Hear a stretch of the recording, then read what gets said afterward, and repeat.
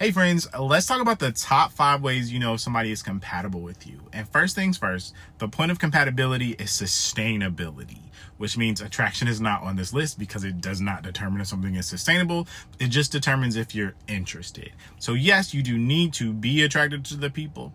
Okay, you got to have the attraction, but there's no specific amount of attraction you need or anything to be interested. It's just interest. That's it.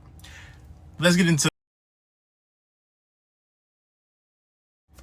the first is Mythos.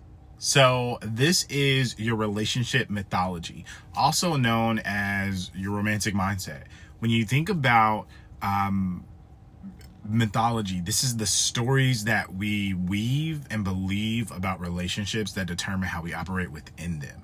So if your story about relationships, if what you believe about relationships, the way you see relationships progressing in your life, whether or not people are serious, whether or not you're worthy of relationships, whether or not quality partners are abundant or scarce, like all those go into what you believe about love, and it dictates how you operate.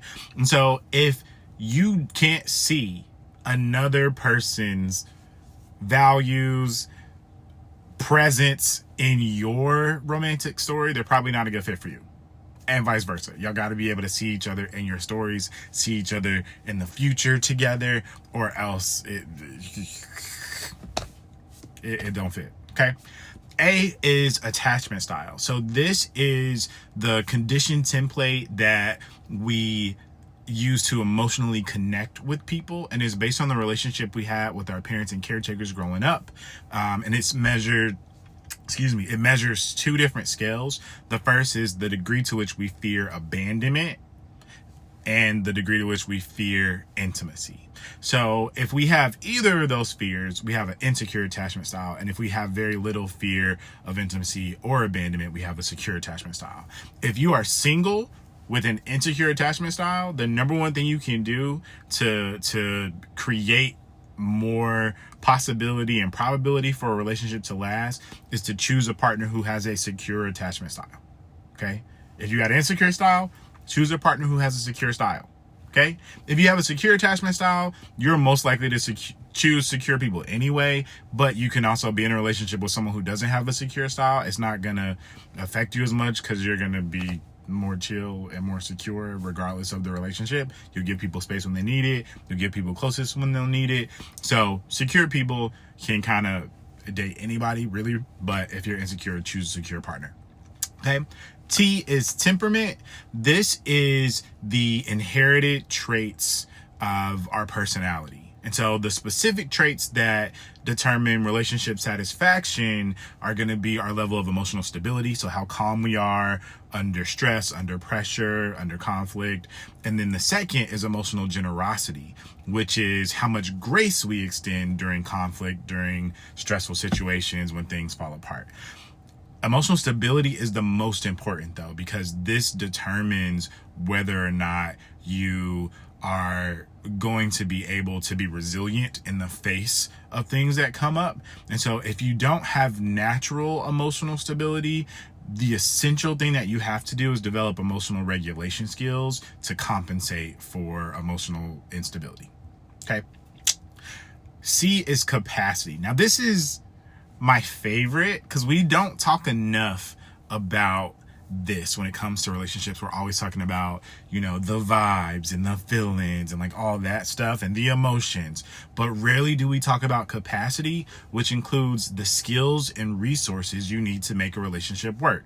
The number one reason anybody is single is because they're trying to have a level 25 relationship with a level 3 dating skills. You can actually take the dating skill quiz at the link in my bio. But number one reason anybody is single is because they're trying to have a level 25 relationship with level 3 dating skills.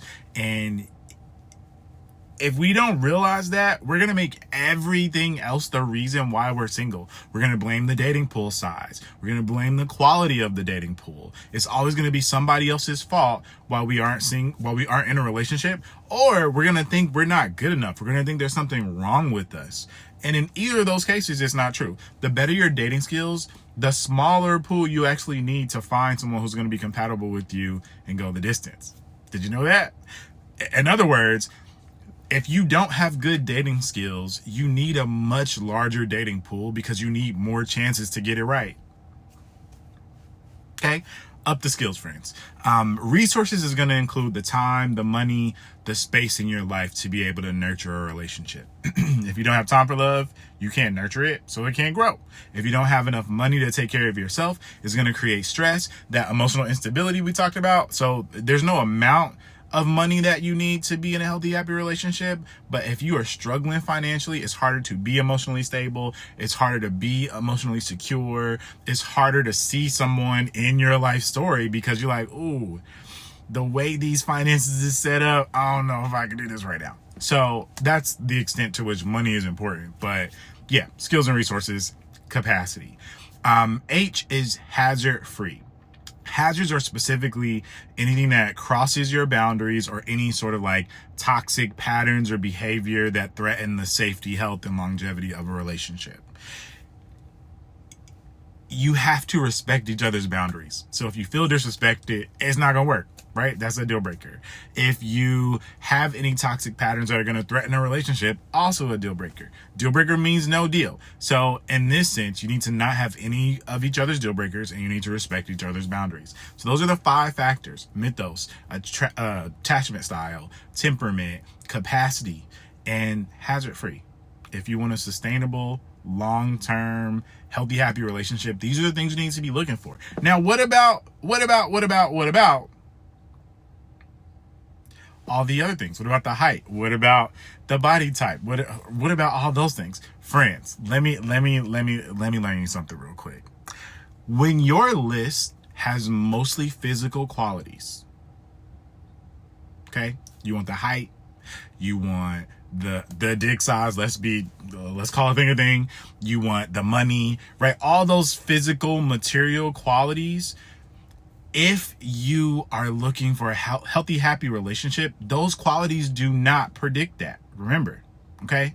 So it's not that you can't have somebody who has those qualities, but those are not the priority qualities to look for if you're looking for a relationship that lasts. However, when you're looking for someone who makes 6 figures or more, for example, that's 20% of people. If you're looking for a man who is 6 foot tall or taller, that's only 15% of people. So you want them 6 foot tall and making 6 figs or more, that's only 3% of people. 20% of 15%, math. That's only 3% of people. And then when you start adding more things, you're making the pool smaller and smaller and smaller, and none of those qualities were the ones that make the relationship work. So now you're like, why do I keep attracting narcissists? Because the one thing that narcissists focus on are all the things you can see. Okay? The height, the body, the face, the money, all those things. So your list, the more physical your list is, the more you're targeting narcissists. You're not targeting people who were actually healthy, happy relationship partners. So again, I'm not saying that attraction isn't important. It just determines interest. But those other qualities are not determining the relationship. So if you want a relationship that's healthy and happy, you need to focus on the qualities that actually produce that. Sending you love, peace, and glitter. Talk to you soon.